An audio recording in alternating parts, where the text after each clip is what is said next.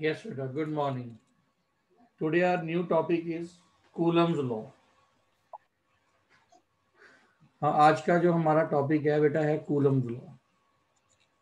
देखो, जो कूलम है, एक मिनट। यस बेटा, कूलम्स लॉ। आज का जो हमारा टॉपिक है that is a coulomb law. Your first article, आपका फर्स्ट आर्टिकल है।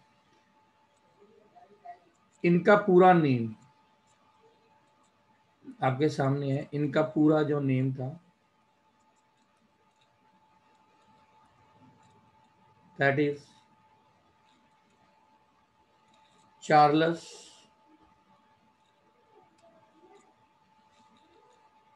अगस्टिन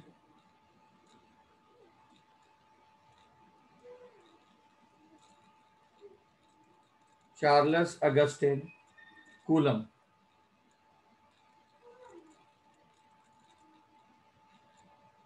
जिनका डेट ऑफ बर्थ 1736 टू 1806 तक था। 1806। कूलम दुनिया के सबसे पहले साइंटिस्ट थे जिन्होंने सबसे पहले बेटा दो चार्जेस के in between force find out की थी बेटा। कूलम्स ने सबसे पहले दो चार्जेस, जैसे ये आपको दिखाई दे रहा है दैट इज Q1। ये एक चार्ज है Q1 and this charge is Q2। ये दोनों चार्ज पॉजिटिव भी हो सकते हैं तो रिपल्शन देंगे। ये दोनों चार्ज नेगेटिव भी हो सकते हैं तब भी रिपल्शन देंगे। ये दोनों चार्ज इक्वल और ऑपोजिट हो सकते हैं तब इनके बीच में अट्रैक्शन आएगी। तो कूलम ने सबसे पहले यही किया बेटा। उन्होंने सबसे पहले क्या किया, दो चार्जेस लेट किए और उन दोनों चार्जेस के इन बिटवीन उन्होंने फोर्स फाइंड आउट की। तो हम बोल सकते हैं the force between the force between two charges, उन्होंने दो चार्जेस के in between find force find out की। Force between two charges is called Coulomb's law. Coulomb's law. तो जो कूलम था उसने सबसे पहले दो चार्जेस के in between force find out की थी बेटा। अब हम इनका आर्टिकल ड्राइव करते हैं। यहां पे कंसीडर कर लो ये आपके पास दो चार्जेस हैं that is first and that is second.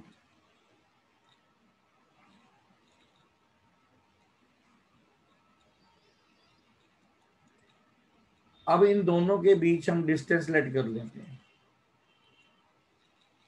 इन दोनों के बीच ये डिस्टेंस लेट कर दिया। This is a body and this is a B body. इस बॉडी के ऊपर चार्ज Q1, इस बॉडी के ऊपर चार्ज Q2।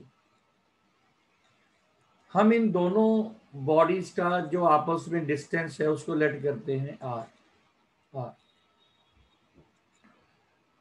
मैं यहाँ पे कंसीडर कर रहा हूँ, कंसीडर टू लाइक चार्जेस। मैं यहाँ पे लेके चलूंगा consider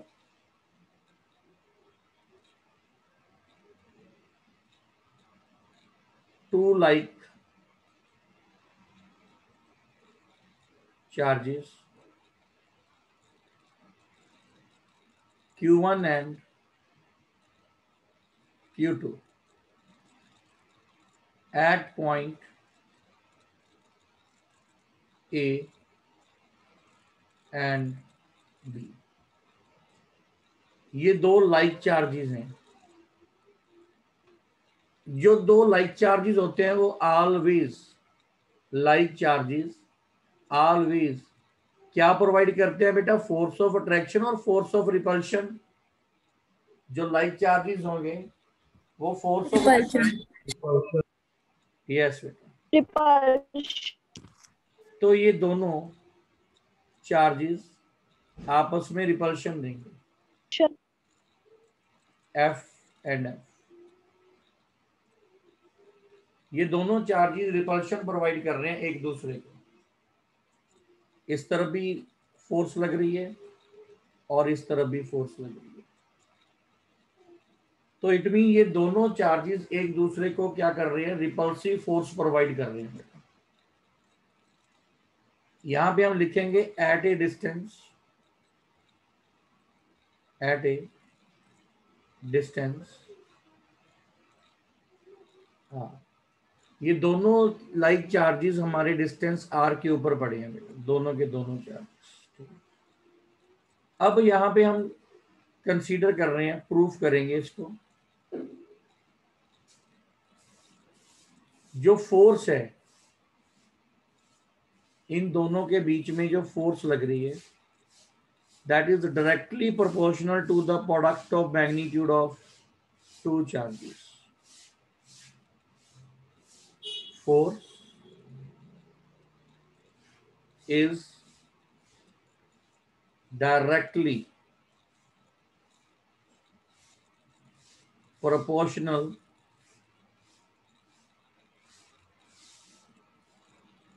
to product of charges Q1 and Q2। मैं यहाँ पे आपको एग्जांपल दे सकता हूँ। जैसे मान लो ये दोनों चार्जेस पॉजिटिव है,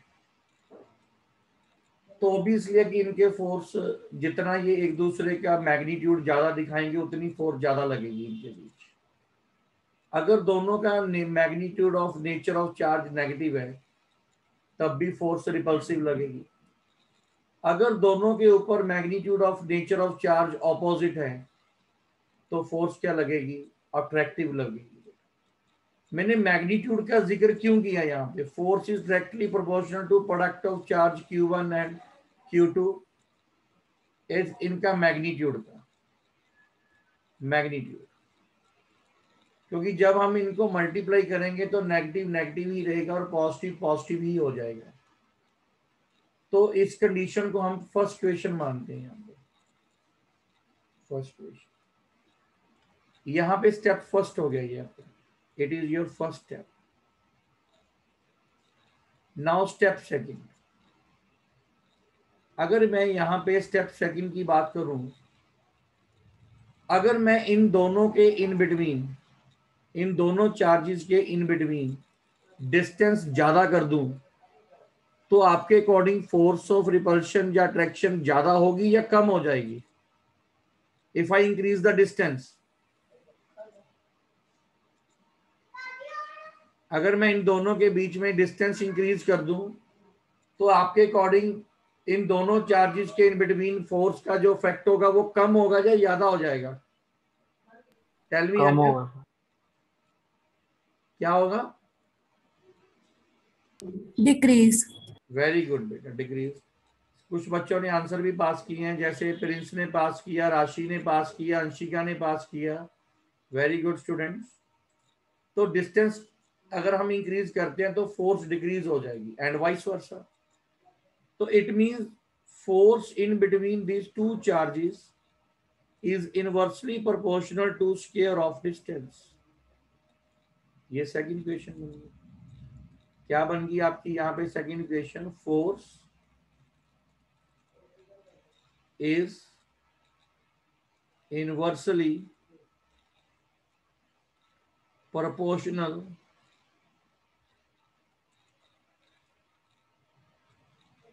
to square of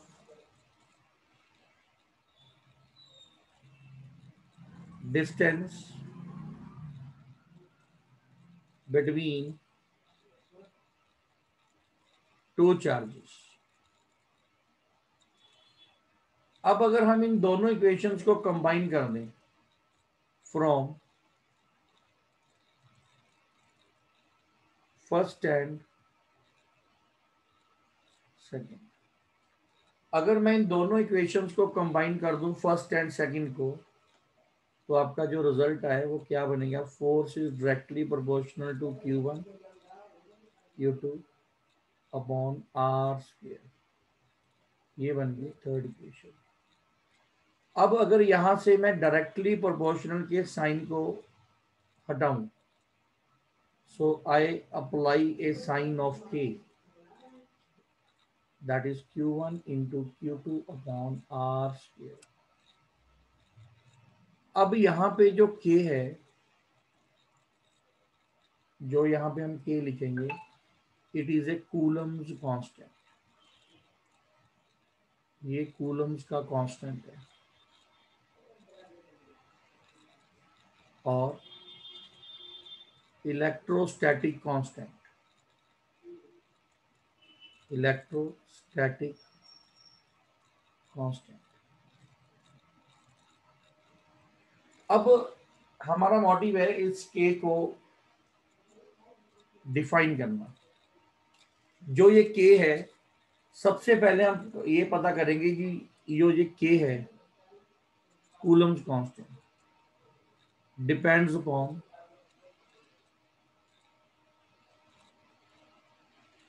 which factors।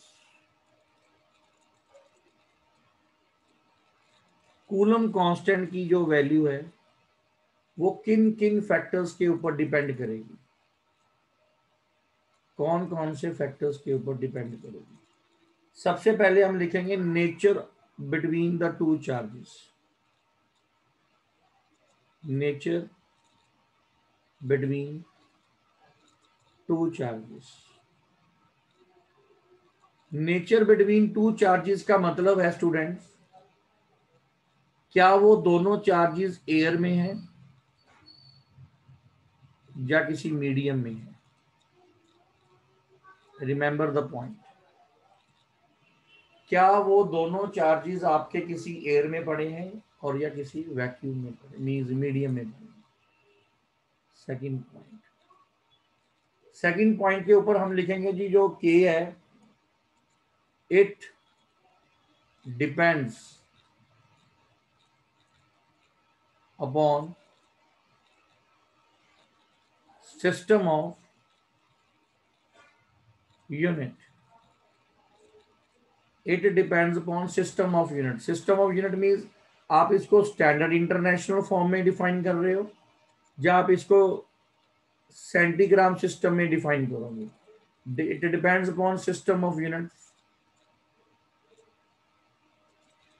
अब अगर हम यहां पे SI फॉर्म में लेके चलें, स्टैंडर्ड इंटरनेशनल फॉर्म में लेके चलें, तो K की वैल्यू 1/4πε0 और इसकी जो न्यूमेरिकल वैल्यू होती है, numerical value that is 9 × 10⁹ Newton के इक्वल होती है। न्यूटन, चलो ये मैं बाद में बताता हूं कि न्यूटन कैसे आया, ध्यान दो। अब देखो, अगर इसी वैल्यू को मैं CGS सिस्टम में लिखूं, दैट इज 1। CGS सिस्टम में K की वैल्यू, कूलम कांस्टेंट की वैल्यू और इलेक्ट्रोस्टैटिक कांस्टेंट की वैल्यू 1 होती है स्टूडेंट्स। अब यहां से अगर मैं इस फोर्स का K को कूलम कांस्टेंट का यूनिट निकालूं, यहां से अगर मैं यहां से कूलम कांस्टेंट का यूनिट निकालूं, तो K इक्वल टू क्या बनेगा, F(R²) अपॉन Q1 × Q2। तो SI फॉर्म में जो फोर्स होती है that is newton and distance that is metre square. Charge, this is also charge, coulomb, तो that is become coulomb square, क्योंकि एक चार्ज का यूनिट कूलम होगा तो दो का कितना बनेगा, कूलम स्क्वायर। तो यहाँ पे हम इसकी वैल्यू क्या लिखेंगे, newton metre square coulomb inverse square. तो इसका ये यूनिट बन गया। अब मैं फोर्स को यहाँ पे SI फॉर्म में क्या लिख सकता हूँ, यहाँ पे मैं K की वैल्यू फिल करूँगा 1/4πε0 Q1 into Q2 upon R²। और आप इसको ऐसे भी लिख सकते हो, जैसे K इसकी वैल्यू आप इसको इक्वल भी लिख सकते हो। So F equal to 9 into 10⁻⁹ Q1 into Q2 upon R²। So ये मैंने फोर्स को SI फॉर्म में लिख के दिखाया आपको, एक 1/4πε0 और एक 1/4πε0 की वैल्यू लिख दी। अगर मैं इसी फोर्स को CGS फॉर्म में लिखूं, इन CGS फॉर्म, इन CGS फॉर्म, तो जो K है उसकी वैल्यू 1 होती है, मैंने आपको ऑलरेडी बताया यहाँ पे। तो फिर जो फोर्स है it will be equal to K की वैल्यू 1 फिल कर दो, Q1 into Q2 upon R²। तो यहाँ पे फोर्स क्या बन गई आपकी, Q1 into Q2 upon R²। तो ये फोर्स हमने CGS फॉर्म में लिख दिया। So these are the two forces which we have to represent in different units and which is proved by this Charles Augustin. In Charles Augustin ने ये proof की थी फोर्स बिटवीन टू चार्जेस। अब मैं जो आपको मुद्दे की बात बताने चला हूँ उसके ऊपर ध्यान देना है सबने, क्योंकि वहीं से सारे चैप्टर ने मूव करना है। अब यहाँ पे देखो मैंने ये फार्मूला लिखा, this force equal to 1/4πε0 Q1 into Q2 upon R²। मैं इस फोर्स को ऐसे भी लिख सकता हूँ 1/4πε only epsilon Q1 into Q2 upon R²। अब इसको और इसको हम क्या बोलते हैं, एप्साइलन नॉट, एप्साइलन नॉट, और इसको हम सिंपल बोलेंगे एप्साइलन। बट भाई इसको फिजिक्स की लैंग्वेज में एक कॉमन वर्ड का नाम दिया हुआ है दोनों को, इन दोनों को फिजिक्स की लैंग्वेज में एक कॉमन नाम दिया है, दैट इज परमिटिविटी। परमिटिविटी। अब हमारा क्वेश्चन यही है कि परमिटिविटी क्या होती है, परमिटिविटी क्या होती है। जब ये सिंबल लगेगा ना दिस वन, अगर हम इस सिंबल को यूज कर रहे हैं दिस वन, इट मींस ये हमें बताएगा कि ये दोनों चार्ज, ये सिंबल हमें बताएगा एप्सिलॉन नॉट कि ये दोनों चार्ज किस में पड़े हैं, एयर और वैक्यूम। तो ये फिर क्या बन गई, ये force between two charges in vacuum बन गई, और या क्या बन गई, एयर बन गई। अगर अकेला एप्सिलॉन लगा होगा तो इट मीन ये दोनों के दोनों चार्जेस किसी मीडियम में पड़े हैं, मीडियम में, तो ये फोर्स ऑफ मीडियम बन गई। तो एप्सिलॉन नॉट आपको बता रहा है कि ये दोनों के दोनों चार्ज आपके में किसी एयर या वैक्यूम में पड़े हैं, और जो एप्सिलॉन है ये आपको सिर्फ ये बता रहा है कि ये दोनों के दोनों चार्ज किसी मीडियम में पड़े। तो व्हाट इज परमिटिविटी, यहाँ पे हमारा क्वेश्चन राइज हो गया, what is permittivity. Permittivity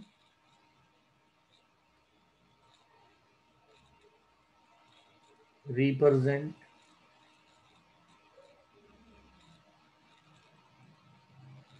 nature of charges, whether present in vacuum और मीडियम, जो हमें ये बताएगी कि ये दोनों चार्जेस किसी वैक्यूम में पड़े हैं या किसी मीडियम में पड़े हैं। ये हमें पता चलता है इनकी नेचर से भी ये दोनों चार्जेस कहाँ पे पड़े हैं। अब इन दोनों चार्जेस का एक कंसेप्ट देखो क्या बनेगा यहाँ पे, एक नोट और देखो, F equal to 1/4πε0 Q1 into Q2 upon R square, और एक होती है F equal to 1/4πε Q1 into Q2 upon R square. अब आप में से मुझे ये बताओ, अगर मैं ये सिंबल लेता हूं तो दोनों चार्जेस कहाँ पे पड़े हैं? टेल मी, स्पीक आउट, बोलकर बताओ, ये दोनों चार्जेस कहाँ पे हैं? वैक्यूम। वेरी गुड बेटा, गुरसिमरन, वेरी गुड बेटा। और अगर अकेला अपसाइलन लगाऊं तो दोनों चार्जेस कहाँ पे पड़े हैं? मीडियम। मीडियम। तो ये बन गई फोर्स ऑफ वैक्यूम और ये बन गई फोर्स ऑफ मीडियम। इसको फर्स्ट क्वेश्चन का नेम दे दो, इसको सेकंड। अब अगर इनमें दोनों को डिवाइड कर दूं, डिवाइड फर्स्ट बाय सेकंड, हम फर्स्ट क्वेश्चन को सेकंड क्वेश्चन से डिवाइड करेंगे। जब हम फर्स्ट क्वेश्चन को सेकंड क्वेश्चन से डिवाइड करेंगे तो force of vacuum 1/4πε0 Q1 into Q2 upon R square divided by force of medium. तो जब हम फोर्स ऑफ मीडियम से इसको क्या करेंगे, डिवाइड करेंगे, तो रिजल्ट बनेगा 1/4πε Q1 into Q2 upon R square. अब आपको यहाँ पे दिखाई दे रहा है Q1 Q1 Q2 Q2, क्योंकि वैक्यूम में और मीडियम में मैंने ये दोनों चार्जेस का मैग्नीट्यूड सेम रखा है, और पहले वैक्यूम में और फिर मीडियम में दोनों का डिस्टेंस भी मैंने सेम रखा है। दैट्स वाई Q1 से Q1, Q2 से Q2 और R से R कैंसिल हो जाएगा, 1/4π भी कैंसिल हो जाएगा। तो force of vacuum upon force of medium आपके पास रह जाएंगे 1/ε0 into 1/ε, it become epsilon upon epsilon. ये आपके पास रिजल्ट बच जाएगा। सो यहां से हम दो डेफिनेशंस फाइंड आउट करेंगे। इस रिजल्ट से हम दो डेफिनेशंस को फाइंड आउट करेंगे। ये क्या बन गया, ये सिंपल डेफिनेशन बन गई, it is ratio of permittivity in medium with respect to vacuum is known as, इसको हम बोल देंगे is known as relative permittivity, is known as relative permittivity। तो ये रिजल्ट बनेगा इक्वल टू एप्सिलॉन आर। तो ये रेशियो इनकी रिलेटिव परमिटिविटी के इक्वल चलेगी। अगर हम इन दोनों को बोलें, it is the ratio of force in vacuum with respect to medium is known as dielectric constant is known as dielectric constant, और हम डाइलेक्ट्रिक कांस्टेंट का सिंबल भी के लगाते हैं। तो यहाँ पे पजल होने की जरूरत नहीं है। अगर इस रेशियो के इक्वल आ रहा है तो के कूलम, ये कूलम कांस्टेंट नहीं बनेगा, ये डाइलेक्ट्रिक कांस्टेंट बनेगा। अगर हम फोर्स के थ्रू लगा रहे हैं तो वो कूलम का कांस्टेंट बनेगा। इट मींस ये चारों रिजल्ट आपस में आप न्यूमेरिकल के थ्रू इक्वल कर सकते हो। So ratio force in vacuum with respect to medium, ये डाइलेक्ट्रिक कांस्टेंट बनेगा। रेशियो ऑफ दोनों permittivity medium with respect to vacuum is known as relative permittivity, और आपस में आप according to the situation of numerical आपस में इंटर रिलेट कर सकते हो इन वैल्यूज को। जैसे मैंने कूलम कांस्टेंट की वैल्यू निकाली K equal to 9 into 10⁻⁹ newton metre square coulomb inverse square. तो अब हम यहाँ से परमिटिविटी की वैल्यू भी निकालेंगे। परमिटिविटी तो रिजल्ट है F equal to 1/4πε0 Q1 into Q2 upon R। तो इसको इधर भेज दो और इसको इधर भेज दो, तो अब हम इसकी वैल्यू निकालेंगे। तो अब साइलर नॉट कितना बनेगा आपके पास 1/4π, यहाँ पे F, यहाँ पे Q1 into Q2 upon R। अब देखो बेटा, यहाँ पे हमने इसकी वैल्यू लिखी थी F equal to 1/4πε0 Q1 into Q2 upon R square. अब यहाँ पे एक बात ध्यान रखना कि इसकी वैल्यू को जब आप सॉल्व करोगे तो ये बनेगा 9 इंटू 10⁻⁹ न्यूटन SI फॉर्म में। SI फॉर्म में इसकी वैल्यू बनेगी 9 इंटू 10⁻⁹ न्यूटन। ये याद रखना कि न्यूटन की फॉर्म में जाएगा ये रिजल्ट, और आपने इसको न्यूटन की फॉर्म में ही क्या रखना, अपने माइंड के अंदर रखना, ये न्यूटन की फॉर्म में आएगा। तो अब मैं यहाँ पे इसकी वैल्यू फिल करूंगा 1/4, 22 ये साथ में लगा सकते हो आप Q1 इंटू Q2, या सिंपल लिख दो आप इसको यहाँ पे,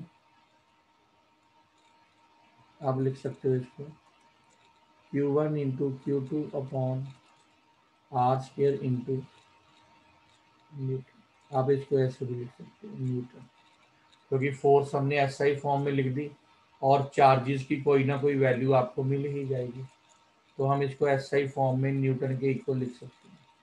तो अगर यहाँ पे हम 4π की वैल्यू हमने लिखी थी और F की वैल्यू कितनी आ जाएगी आपके पास 9 इंटू 10⁻⁹ न्यूटन, और इन दोनों चार्जेस का क्या बनेगा कूलम स्क्वायर, और इस R का क्या बनेगा मीटर स्क्वायर।